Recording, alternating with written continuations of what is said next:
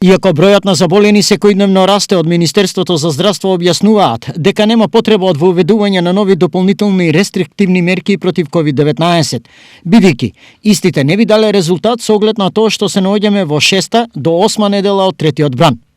Ова е заклучокот на епидемиолозите по денешната утринска координација на Министерот за здравство Венко Филипче со директорите на ковид центрите и председателот на Комисијата за заразни болести. Членовите на Комисијата за заразни болести се во секојдневна координација и комуникација и во текот на неделата ќе одржат состанок.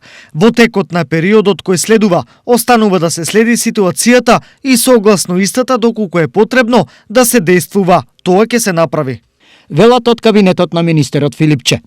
Национална техничка група за имунизација против COVID-19 донесе одлука од почетокот на следната недела да започне и вакцинацијата на вработени во критичната државна инфраструктура.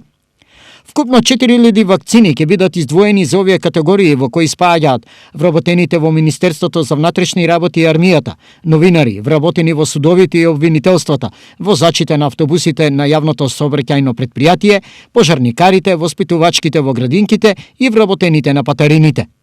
Секоја институција треба да достави списоци на вработени кои се приоритетни согласно ризикот.